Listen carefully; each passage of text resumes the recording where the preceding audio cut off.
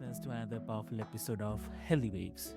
Today, we are diving into a powerful and refreshing perspective on self mental health care, one that blends ancient Buddhist wisdom with modern science. And, dear listeners, my guest is, please welcome Saw K. Myint. So, welcome to the show, Saw. Thank you, everyone. Thank Avik for welcoming me. Hi, everybody. Thank you. Amazing, amazing to have you here, so and dear listeners, before we delve deep into the discussion today, I'll quickly love to introduce you with Saw. So Saw is a Burmese Australian mother of two, a CPA qualified finance broker and the property developer who has dedicated her life to helping others in need.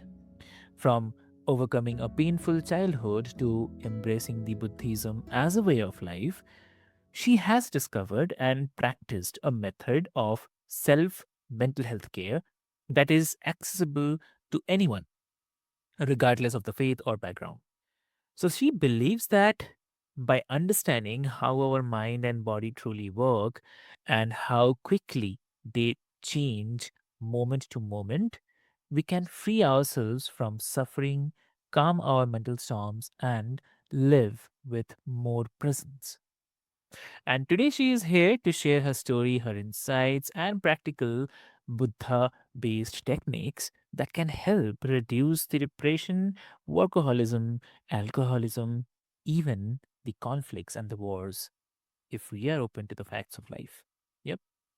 So, this is going to be a deeply grounding and eye opening conversation, dear listeners. So, take a deep breath, settle in, and let's explore together like how the Buddha way, backed by science, can help us cultivate peace in the middle of life chaos. So, welcome to the show. Oh, thank you, Avik. That's very well said. Yeah. You explained it all. Thank you. Yeah. Love it. So, like, I mean, your story begins with the hardship and resilience. So if you can share, like, how your early life experiences shaped your mission to help others with self mental health care. Okay. Um, Mhm. I am. I originally come from a country called Myanmar, Burma. Now I live in Australia for now 35 years. I came here when I was 17. Okay.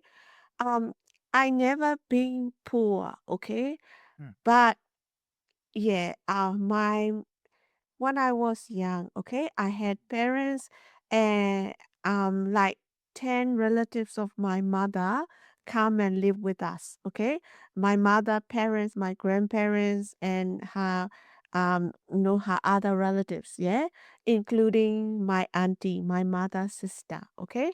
My parents are always fighting and my auntie treated me like a little helper, her servant and nobody knows, okay? Everybody thinking I follow her everywhere. I don't know how I started following her. I was very young, okay, under 10 probably. All I remember is for a few years, like, she treated me like a little helper. She asked me to do her chore, you know. Yeah, all these things are thing that I do for her. I wash her undie. I write things for her when she getting ready for office. I stand next to her, pass her things, little things. I help her with little sis. Like a little helper, right? But the thing is, she lived at my place. Okay, and she treating me like that. So when you live it with a child, you probably heard everybody complain like mm. you have to look after the child, not the child looking after you, right? I Yes. mean, when you're getting old, of course I look after my parents, but when you are a child, adult look after the child, not the other way around. And she not even my mom and she lived at my place.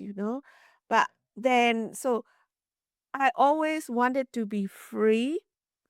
uh but I don't know how to get out. I don't know how to I was so scared. I don't know how to open myself. Nobody there listening to me. Okay. So, but then we moved to another house. So we don't live with them anymore. Okay. So right. So everybody had,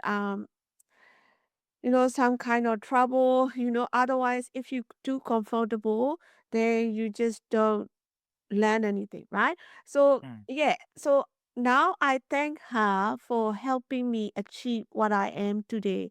Okay? So that's why I want to be free. That's why I do business because I want to be free with my mind. I don't like working under a boss. mm, So she helped me become who I am. She helped me become a successful businesswoman, and I was like do charity since I was 20 years old.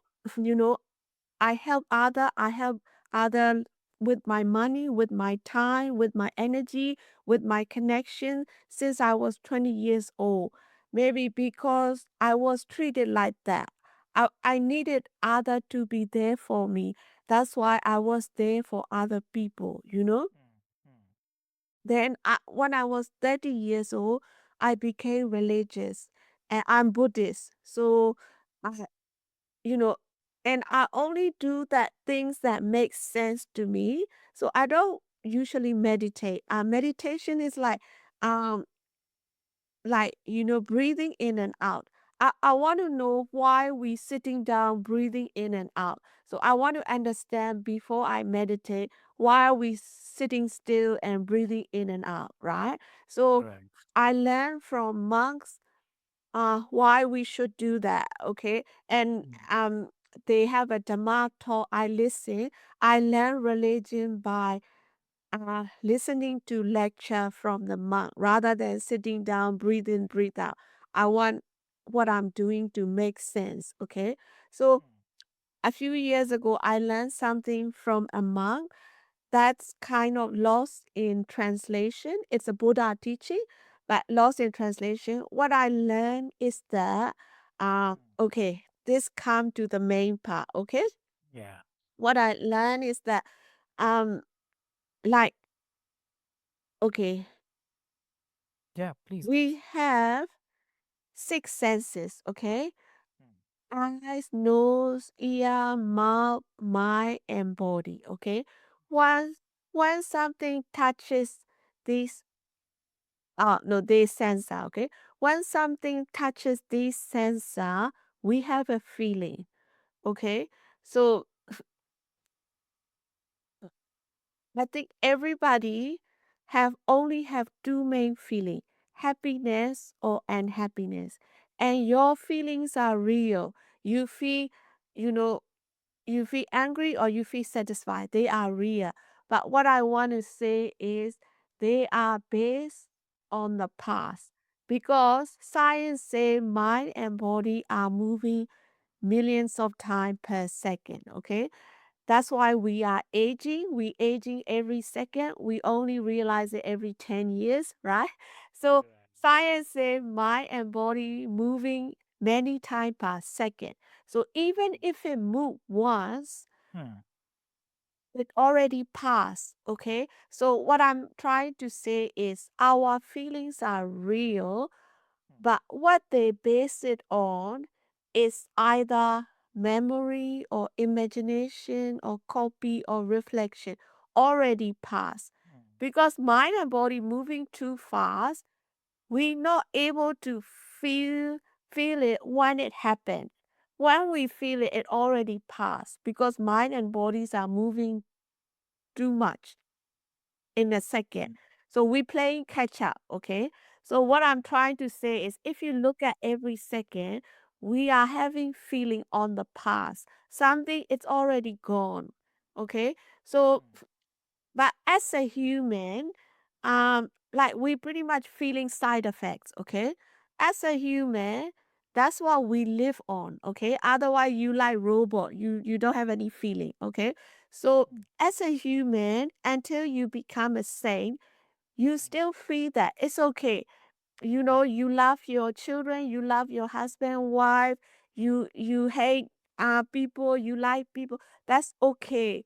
But what I'm trying to say is, like Buddha said, don't attach. Yeah. Attachment is a problem. So if you realize this, you still live normally, you still go out with friends, you still have anger, you still have satisfaction, but you don't get too excited because, you know, our our feelings are our feelings are based on the past. And example, even if you think they're still there, Mm. all right. Example, you eat something you like, it tastes very good, but within 5 minutes it's gone. So even if you think still there, it never lasts, right? Any good feeling, you do drugs or whatever you have, within a minute it's gone, right? Yeah. So uh if you're pretty calm, you don't go overboard. That's all I'm saying. You still human. You might drink, you might do whatever you do, but then what I'm trying to say is don't do too much. Don't attach too much. Nothing is worth, just attaching to because there's nothing to be excited about. Everything, Exactly. our feelings are based on the past. Even if you think they present, it never lasts, right? Mm. So yeah, yeah. Imagine like you and me are in different world, right? Yes. Different places in the world. You are judging me on my reflection. I'm not here with you. You only hearing my reflection, Yep. right? And then you judging me. I'm judging you on your reflection. You know, humans are behaving like that. We just playing catch up. So if you realize that, you still act as a human. We still human. We're not saying yet, but then you know, you don't get too excited anymore. Like you more, you know, our children. Most of our children these days, when they grow up, they don't really listen to you, but knowing that they are your children, you can put up with them. And the same way, life will throw things at you, happiness and happiness. But then, if you know this, you don't get too excited. Okay, the good thing, okay, it'll pass. The bad thing, also it'll pass. It already passed. But if you can't see that it already passed, you can see that it never lasts anyway, right? Any good food, anything good, you can see better, you know? Even bad thing, if you still Yeah. feeling it, it's just side effect. Somebody you love pass away, you still feeling it. It's just memory. It's just imagination. They're not here anymore. Okay. My parents, I look after them.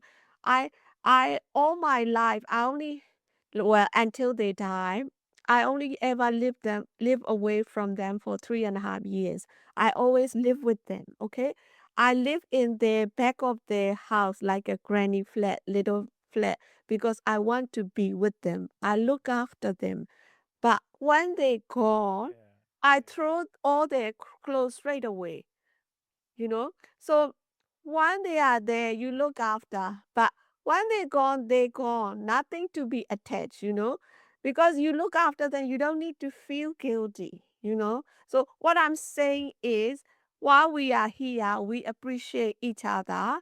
But when they pass, they already gone. They like as a Buddhist, I believe in next life. They already having another friend in the next life. What do you attach to? They already have another life. But Yes. this one, what I'm trying to say is I'm trying to help people be calm. Whatever life thrown at you, be calm because um our feelings are based on the past. But I'm not trying to teach you to become Buddhist. Okay, I know everyone have different religion, But science is science. Facts of life are facts of life. Take it as a science or facts of life, not religion. Otherwise, people might think, I'm not Buddhist. Why I have to believe that? Okay. But a lot of people meditate regardless of their religion because they think that it's a good way to focus. Okay. So don't take it as a religion, take it as a way of life, which could help you feel calm, whatever happened to you. Okay. Because whatever happened, you're feeling happiness or unhappiness, they never last. That's the true facts of life. Nothing to do with religion. It's a fact. It's a science. Um, yeah. So don't take it as a religion. Just take it as, you know, facts of life that, basically whatever happened, don't get excited. Good thing happen, okay, it'll go soon. Let's move on. Bad thing happen, it'll go soon. Let's move on. So that means to business people, if you that also mean if you don't get attached, that mean no limit. You can fly, I mean, if there's no limit, to the business people. And to the old people, um, if you don't get excited, um, your like your what do you call um um, you know the old people who are getting old, they Yeah. feel left out. If you don't feel left out, you don't get excited, and your years before you die, they will go peacefully because you don't get excited. You don't feel that you left alone because a lot of people they don't have time for old people. Old people very feel left out. This way, if the old people don't get excited, their later years can go peacefully. And also disabled people. So if they don't get excited, you know, Mm. their life could be peaceful too. So we know different than disabled people. We also playing catch up. We know until we become sane, uh, we are also a little bit crazy in a way. Otherwise, we will be sane. Like like disabled people are disabled. We are also disabled in a way that we're not able to feel the present. Our feelings are based on the past. So we know different. We are human. So nothing to get excited about. And someone with autism, I know, when he see the mirror, he get too excited. He doesn't want to see himself. Uh, I don't think, we are better. I mean, I see everybody the same. I respect everyone, but I don't see any difference. I smile at everyone. Um, yeah, that's what we need. Um, yeah, I mean, yeah, take it easy. Nothing to feel guilty about, nothing to feel excited about. Yeah, there's no limit. What's next? Yes. Lovely, lovely. That's really a great one, I'd say. And also, if you see, like you say, happiness and unhappiness are the roots of suffering. So if you can just explain, like, how Buddha's teachings reframe our understanding of feelings. Um, okay. Basically, you want to know understanding of feelings, happiness and happiness. Yeah. Like as a human, we still feel happy or unhappy, right? Mm, mm, So they are okay. Buddha don't say don't feel it. We still human, okay? We feel it. But what he said, don't drag on about it. You know, once someone you love die, don't drag on about it for a few years. They already have another life. They already found another one they love. Like or if you happy, like you do drugs or drinks or whatever, you feel excited, happy. Just know that it doesn't last. It's gone. You know, imagine you take drug, okay? 5 minutes it's gone. I mean, why you know why you get attached to it on something doesn't last. So yeah, that's why I say like that's what Buddha say about don't attach. You can feel happy and happy. You still human. Exactly. Yeah. Oh, lovely. Amazing. And if someone listening right now is struggling with the stress, depression, or addiction, what will be the one practical Buddha based practice they could try today to begin feeling calmer? Okay. Mhm. If if someone has that, okay, just concentrate on what you are doing. Say example addiction. Okay, this apply to everything, okay? Depression, addiction, like you want to kill yourself or wars or you want to kill other people, whatever you want to do, just focus and think about it. Why you want to do it, okay? Because whatever you achieve out of that, it doesn't last. Knowing that it doesn't last, what's the reason you want to do it? Okay, because the other side is effect is too much. If you do drugs, be too bad for you, at least your health. If you kill someone, you could end up in jail for the rest of your life. You could, yeah, you kill yourself, your life gone, your life so precious. There's a lot of animal. It's very precious to become human. You could become a chicken and someone kill you, but your precious human life is very important. Why you kill yourself? That's the best side of it. Okay, Exactly. so you know knowing that whatever you want to do doesn't last, knowing that the bad side is too much, Yes. you know just you know take it easy, don't do it. Mm, correct. Exactly. So, okay. And I love to say that. So, I mean, thank you so much for reminding us that mental health care doesn't have to be kind of complicated. It can be as simple as seeing clarity, how the mind works in the present moment. So, uh, your message is very universal. Like, suffering is not a kind of permanent, and feelings are fleeting reflections, not the truths that we have to be bound by. So, for anyone who is listening, if today's conversation resonated, I encourage you to stay open, curious, and compassionate with yourself.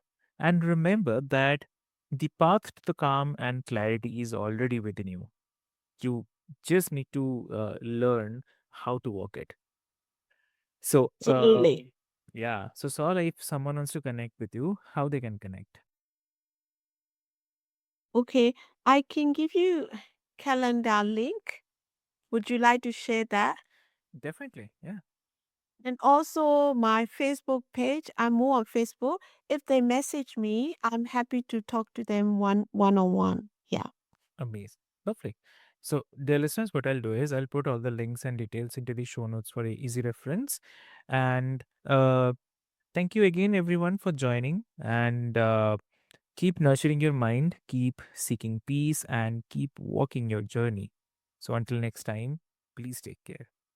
Thank you so Thank much. you very much, Avik. Thank you.